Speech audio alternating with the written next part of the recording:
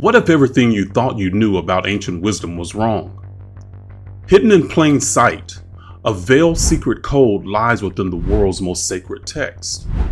An ancient Egyptian template, the key to deciphering the Bible, the Hermetica, and beyond. Prepare to have your beliefs shattered and your eyes open as we unveil the shocking revelations that will change your understanding of history, religion, and the very nature of reality itself. There exists a prevalent modern bias that undermines the ingenuity of many ancient people and their knowledge. The average person tends to believe that our current technological advancements automatically make us more advanced than our ancient counterparts. This bias is particularly evident when it comes to ancient cultures and people. Consider the intricate symbolism of ancient Egypt, where human bodies are merged with animal heads and vice versa. The Egyptian god Thoth is one of these often misunderstood symbolic concepts. Thoth was originally called a god because of early Egyptologists at the end of the 17th century. They had biases believing that these ancient African people were primitive and not really grasping the intricacies of nuances of Egyptian symbolism and mythology. The early Egyptologists believed that because of the ancient Egyptian symbolism of humans with animal parts and heads on their bodies, that these primitive, unsophisticated minds must be worshiping these hybrid beings as gods. So that's the name they gave them, gods. But a later 20th century Egyptologist by the name of R.A. Schwaller de Lubitsch corrected that error in his work. He recognized the genius of the Egyptian symbolic and hieroglyphic system. In his book, Sacred Science, he states, "In order to approach an understanding of ancient Egypt, it is necessary to eliminate the infantile notions which have been expressed with regard to pharaonic thinking as a whole." R.A. Schwaller de Lubitsch recognized that the ancient Egyptians were monotheistic, but they expressed the idea of God based on it being incomprehensible, but showing up in what results as the multiplicity of the universe. He states that idea like this: "These principles or ideas which preside over forms and functions were called neters in pharaonic Egypt. It is unfortunate that Egyptology interprets these glyphs as meaning gods. There are no gods in existence. God is." What R.A. Schwaller de Lubitsch recognized that instead of gods, the ancient Egyptians personified functions and the workings of everything in the universe. These personified functions the Egyptians call neters. Today, we might do the same thing and say, "Isn't Mother Nature amazing?" Or, "Father Time is catching up with me." R.A. Schwaller de Lubitsch goes on to explain more about ancient pharaonic thinking. Study of the ancient text shows, in fact, that since the ancient empire, there is an affirmation of faith in one and only one God, eternal and nameless, the netter of netters, boundless and incomprehensible. Parallel to this vision, there exists a pantheon composed of considerable number of netters or principles. Furthermore, R.A. Schwaller de Lubitsch states, "It's a profound error, therefore, to consider the netters in imitation of our notion of God as gods who judge and intervene arbitrarily as men might do."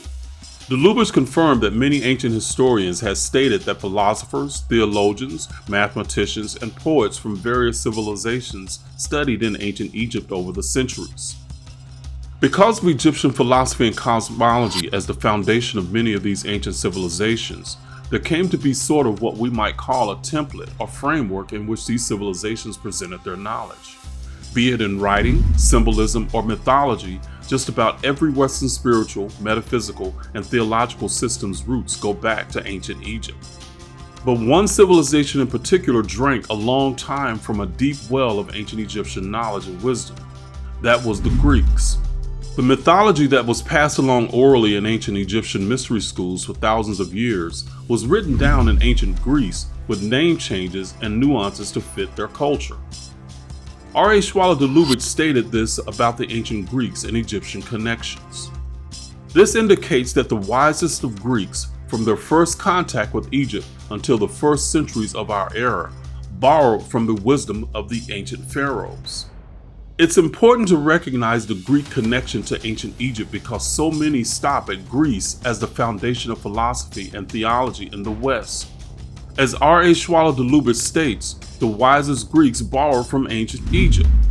There is so much literature and knowledge that has been passed down to us that can seem very cryptic or is wholly misinterpreted.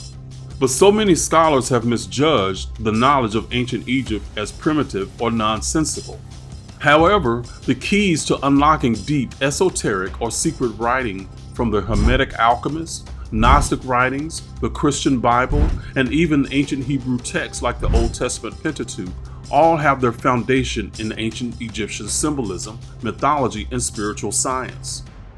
Alvin Boyd Kuhn, another scholar of ancient texts, takes the idea beyond the Greeks when he agrees with Gerald Massey, another scholar, and says this: "But these several forms of one character did not originate and do not meet in any human history that lived in Egypt, India, Persia, or Judea.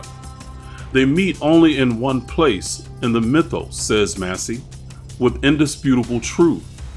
The mythos arose from Egypt, and there alone can we delve down into the roots of the origins. The myths of Christianity and Buddhism had a common origin and branch from the same root, whether in Egypt, as Massey claims it did, or elsewhere, as others may insist. I wanted to establish a foundation here so that we can begin to uncover the secrets hidden in so many of these ancient writings. These ancient sages were presenting us with knowledge that many of us miss because we have been led astray. We've been blinded by the literal idea of aliens and giants, when in reality the stories in ancient texts have a common framework in which I will begin to help those who want to dive deeper into this secret knowledge. What I'm endeavoring to do in this video is to give you a glimpse into the beautiful and dynamic symbolic and mythological system of ancient Egypt. Through syncretism, ancient nations built their symbolism with an ancient Egyptian frame. For example, Egyptian Thoth was later called Hermes Trismegistus by the Greeks. The Greeks detailed more characteristics of Hermes in writing, whereas the Egyptians did so through symbolism. But those symbolic characteristics are an example of ancient Egyptians' profound understanding of universal laws in nature.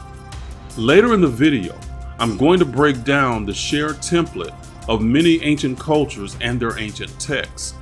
I will make some pretty shocking but logical connections based on common characteristics of ancient mythology and symbolism you may never have connected simply because you didn't know the ancient framework or template. The tradition of the ancient Egyptian mystery school explained. So let's set the stage or foundation for learning the ancient template by giving you some background on its creator, ancient Egypt. The ancient Egyptians had a mystery school and an oral tradition that taught these concepts for thousands of years. Egypt was the equivalent of the Holy Land in the ancient world. Many cultures learned from the Egyptians and shared their knowledge with other cultures. The Greeks is one of those civilizations and started their own mystery schools after conquering Egypt. The Egyptian Neters such as Thoth, Ra, Horus, Osiris, and Isis all were personifications of universal functions or natural laws. Like Thoth, each of these Neters personifies some aspect of the universe that is universal to all of nature and humanity. The prehistoric name for ancient Egypt was Kemet. This is important to recognize because so many words we use today through religion and science are connected to ancient Kemet, which is referenced by Thoth in writings like the Emerald Tablets as the land of Kem. Kem, Kemet, and Egypt are one and the same, just different eras. Words like alchemy, chemistry, Yeshua, Jesus, and Allah can all be traced back to the prehistoric language and teachings of the land of Kem or ancient Kemet. Scholars know that from at least the 10th century BCE to about the 4th century CE, many cultures created texts we consider sacred on some level in modern times. But it's only become clear since the Rosetta Stone was deciphered how much of it can be traced back to ancient Kemet and Egypt. The fact that a lot of it was even written down actually broke the oral tradition of the ancient Egyptian mystery schools. In the West, we know a few of these writings as the Bible. with the earliest writings of Genesis from around the 10th century BCE to the New Testament writings dated within the first few centuries CE by most biblical scholars. Many more of these writings have been discovered in recent times, like the Nag Hammadi texts containing many Gnostic writings, the Jewish Book of Enoch 1, 2, and 3, the Hermetic literature like the Emerald Tablets of Thoth and the Divine Pymander, and the Apocrypha, which were ancient texts that did not make it to the official Christian canon, but are a part of the Coptic or Ethiopic canon. Again, we've established that over the centuries, many of these writers of these ancient texts drank from the well of ancient Egyptian mystery schools, learning their philosophy, cosmology, and theology. What if our understanding of ancient wisdom is shrouded in misconception, blinded by a bias that labels ancient Egyptian symbolism as simplistic rather than the bedrock of sophistication it truly is? Envision the depths of knowledge yet to be discovered should we shed this prejudice and recognize the intricate blueprint that has silently shaped the literature of bygone eras and cradled many of our most sacred ancient texts, a legacy long undervalued and obscured. The unity binding these venerable texts has remained concealed, obscured by the misguided notion that the Egyptians were merely primitive, superstitious people, their rituals reduced to sun and animal worship. As I've shown you through R.A. Swallow de Lubitsch earlier, this oversimplification overlooks a rich tapestry of symbolism. Ancient scholars and adherents didn't pen these works as mere historical records for entertainment as we've been led to believe in modern times. They encoded sacred, profound wisdom within them. At this time in our human history, it's crucial to look beyond the many concepts we've been taught to believe are literal or insignificant fantasies to understand the profound spiritual insights these ancient texts were truly meant to convey. Many of these texts all preserve small pieces of a vast body of knowledge that was thousands of years in the making in ancient Egypt that expressed ancient metaphysical concepts tied to the journey of the soul. Ancient writers including Plato, Socrates, Aristotle, Neoplatonists such as Plutarch and Iamblichus, Hermetic alchemists, Jewish Kabbalists, Pythagoras, and early Christian fathers often engaged in discussions and debates over the centuries and borrowed ideas from the ancient Egyptian template that I'm about to share with you. This shared framework influenced their storytelling and philosophical narratives. The ancient Egyptian template explained. This knowledge will help you to pierce the veil of so many of these ancient texts. If you're used to the regurgitated information about the Egyptian pantheon that comes from repeating the same old things over and over, you're about to hear some different ideas that come from years of studying the ancient symbolism and metaphysics. When you read the ancient writings, recognize these three main characteristics about the writings. Number one, the texts, through their characters and narratives, follow a multifaceted framework centered around the concept of Ra as the universal light or fire as the divine intelligence. Symbolically, the sun becomes a metaphor for this divine intelligence, the life force of all things in the universe. The Ka, or what we call the soul or psyche, is the central messenger or protagonist within the broader cosmic and existential drama. The reason they are usually male is symbolically representing the universal active fire or illuminating light of the source. Males symbolize a masculine active principle. Number two, depending on what was being offered as knowledge and its context and its era, the protagonist's existential drama will have an enemy that must be battled. The enemy could be the forces of nature, nations, powerful individuals, demons, or darkness. The ancient Egyptians represented this hero's journey in the mythological story of the bark of Ra. The bark carried Ra on its journey. On the journey, Ra, in the form of Osiris, battled difficulties. Apap the snake was a nemesis. Along the journey, Osiris had many feminine netters in the boat with him at each hour. Symbolically, the women, or divine feminine, represented our internal attitudes or environment, our intuitive wisdom, if you will. You can see this also represented in the esoteric meaning of Bible stories, like Eve giving the fruit of wisdom to Adam. The fruit is the wisdom. When you characterize Ra as a sun god being worshipped by the ancient Egyptians, you completely miss the depth of the symbolism. Number 3, the protagonist in ancient Egypt was often Osiris with the spark of the light of God buried within him that offers wisdom and enlightenment. And the enemy is ignorance or darkness, the classic battle of opposites. That's the 3 facets of the basic Egyptian template that the ancient texts are expressing. Instead of Osiris representing the spark and Horus representing the savior or Messiah, they represent the characters as Noah in the book of Genesis, Enoch in the book of Enoch, Thoth or Hermes in the Emerald Tablets, and Jesus in the Gnostic Gospels. Our modern mistake that puts a veil over this knowledge by our own doing is to want to interpret the characters and stories as literal and historical. But following the ancient template, the light, the Ka or soul are the personified functions. This is a key to decoding these ancient texts to gain the secret knowledge.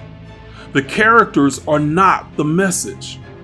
As stated before, this is multifaceted, so all the possibilities are not addressed in this short video. However, this basic template or framework is enough to help you shift your perspective when lifting the veil. Here are some fundamental concepts about ancient Egyptian cosmology that many may not be familiar with. Number 1, ancient Egyptian philosophy holds that our physical world is a result of one source. Remember, they were monotheistic. This metaphysical or non-material source is the cause of all creation. This is the real world to the Egyptians. From the Egyptian cosmology, R.A. Swallow-Delubish states, sacred science starts from this mysterious but demonstrated reality which shows an energetic or spiritual world preceding the material world. Number 2, that our physical world is a reflection of the metaphysical world. R.A. Swallow-Delubish confirms this idea, stating, quite another matter is the reasoned explanation man gives of the phenomena which his senses register and which he perceives as being outside of himself. This strange return reflection of our interiority projected outside of us results in the phenomenon of mind. You've probably heard of the terminology when the ancients say that our physical world is an illusion. They're not saying that our experience of this world is not real. What they're secretly saying is the illusion is the belief of being powerless over the circumstances in your life. Number 3, the metaphysical source, which is the light or fire that all souls are born from, is fragmented and buried in matter on the earth plane. When the light descends into matter, it's in darkness with the journey of remembering that it is a powerful spark of the essence of the source. When it remembers, it's resurrecting. It is a victory over darkness. That's a quick generalization of the universal concepts. But again, there are many more nuances, and I want to keep it simple in order to give you a working model to use. The Egyptian universal principles that are personified as Neters like Amen, Atum Ra, Ptah, and Ma'at became the foundation of the ancient texts and knowledge that spread across the known ancient world in most of these writings. As these personified principles descended through different kingdoms, as the Platonists classified them, they became more nuanced and complex. For example, Ptah is the universal representation of the fire or Ka. He is the Greek Hephaestus. In Egypt, Ptah is the Neter of Neters. He is the light that fell from heaven. But the Egyptian story is not negative. It's not a fall from grace or anything like that. It's the story of the higher light merging with the lower animal tendencies. The soul, the higher self, the light is attempting to get animal mankind to submit to its direction in the face of fears and circumstances of life. That's the darkness couched in symbolism as demons and monsters. The basic story is told over and over in the ancient texts. Ptah is the source of all creative function in the universe on all planes of existence. Osiris is the same function of Ptah, but having descended into the physical plane, he becomes more complex.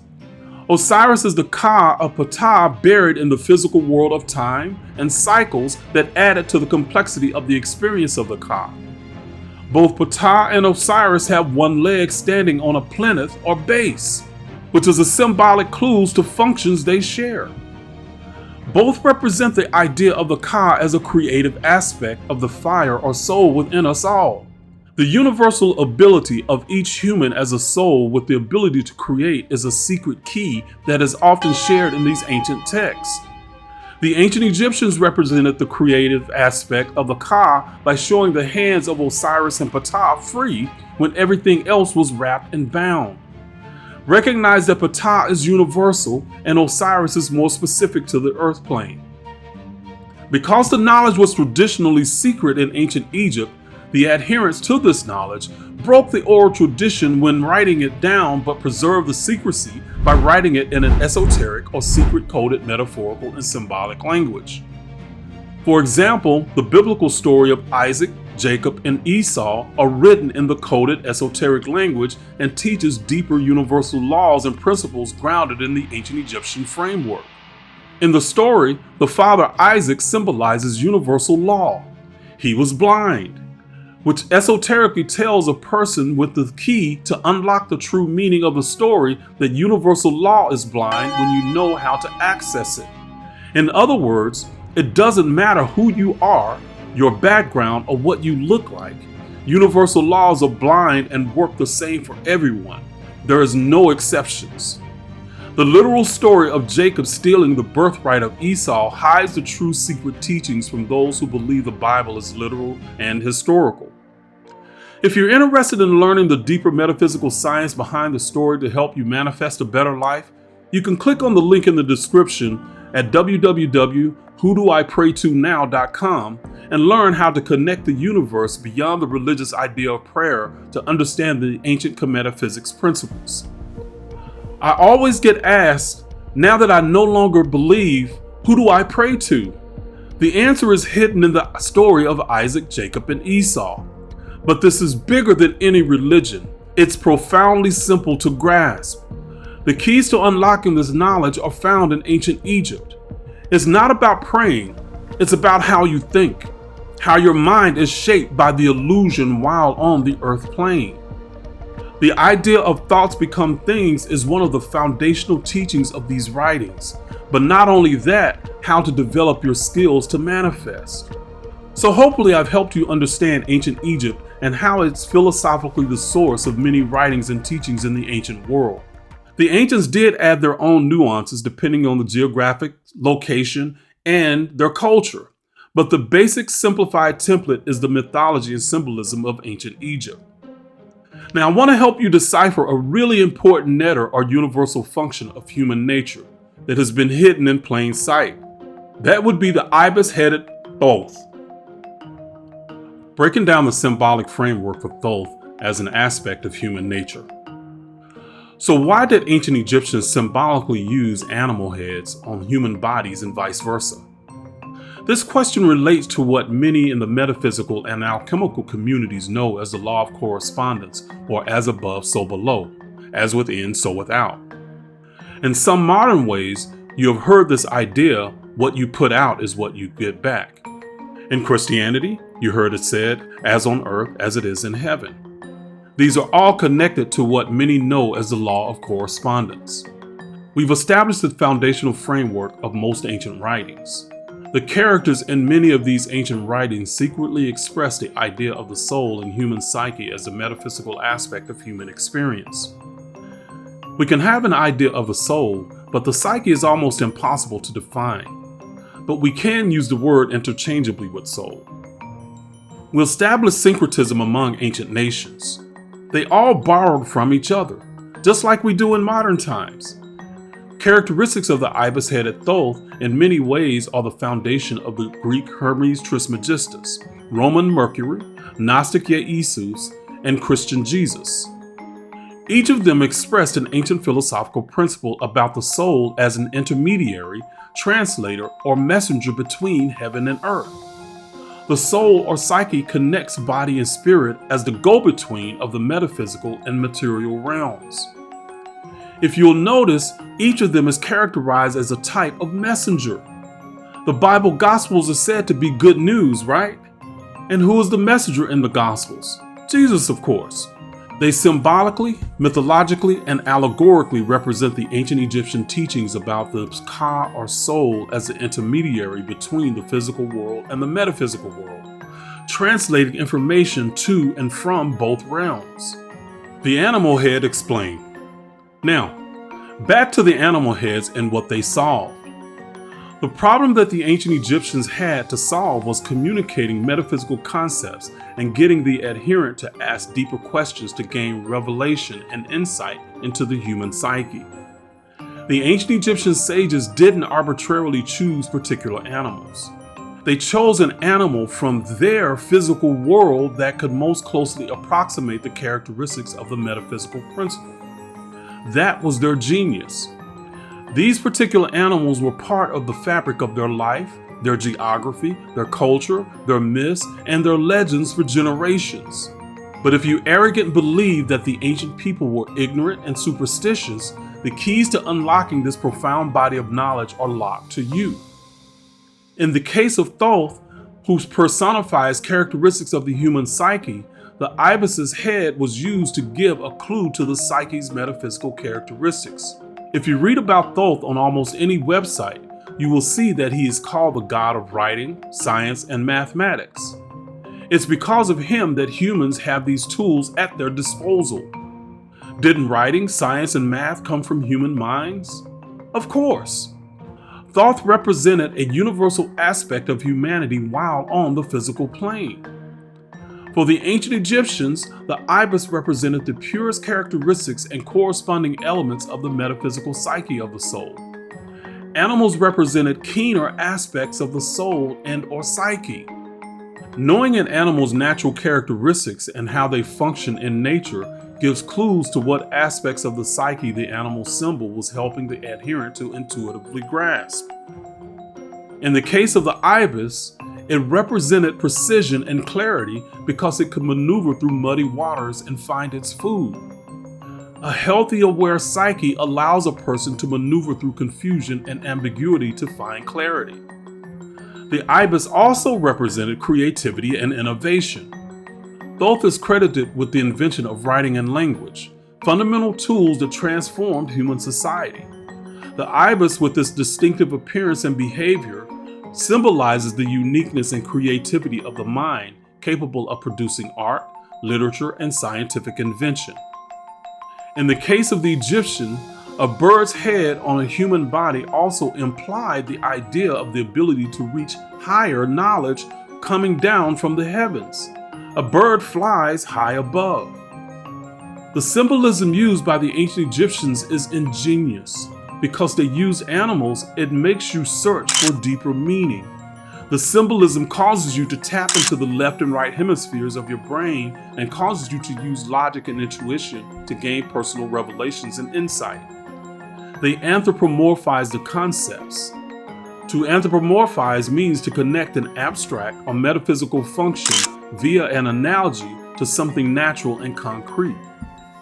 These ideas developed into ancient alchemy in writings like the Emerald Tablets of Thoth, attributed to alchemist Apollonius of Tyana.